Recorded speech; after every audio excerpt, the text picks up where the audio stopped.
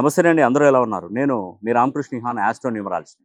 ఈరోజు ధర్మస్థల వచ్చానండి. ఇది శ్రీ మంజునాథ స్వామి దేవస్థానము. మరి ఈ యొక్క ధర్మస్థలకు వచ్చాను. ఎంత అద్భుతంగా ఉందంటే టెంపుల్ లోపల చాలా అద్భుతంగా ఉందండి. మంచి ఆలయ విశేషం చాలా బాగుంది. ఎందుకంటే స్థల పురాణం చాలా బాగుంది. నేను ఇక్కడికి రావడానికి కారణం ఏంటంటే, నేను ఈ వారాహి అమ్మవారి దీక్షలో 5వ రోజులో ఉండడం జరిగింది. మరి కొన్ని కరుంగల్ మాలలు కూడా దేవస్థానంలో ప్రతి దేవస్థానాలలో కూడా ఈ యొక్క కరుంగల్ మాలలు కూడా నేను పూజించడం జరుగుతుంది. ఆ పూజించినటువంటి కరుంగల్ మాలలు మరి 4వ తారీఖు వారాహి హోమం పెద్ద ఎత్తున నేను హోమం జరిపిస్తున్నాను. ఆ వారాహి హోమం ఎవరైతే చేయించుకుంటారో ఈ శక్తివంతమైనటువంటి మాలలు కూడా తప్పకుండా వాళ్ళకి అందజేస్తాను.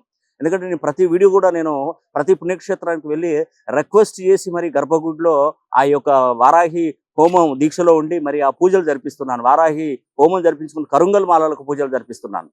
మీరు ఎప్పుడైనా కూడా ఈ 5 సార్లు ధరించవచ్చండి కరుంగల్ మాలలు. ఇంట్లో దేవుడి గదిలో పెట్టుకోండి. అవసరం వచ్చినప్పుడు మాత్రమే ధరించి ఆ తర్వాత మళ్ళీ ఇంట్లో దేవుడి గదిలో పెట్టుకోండి. ఇది చాలా మంచి జరుగుతుంది. దీన్ని 5 సార్లు ఉపయోగించుకోండి.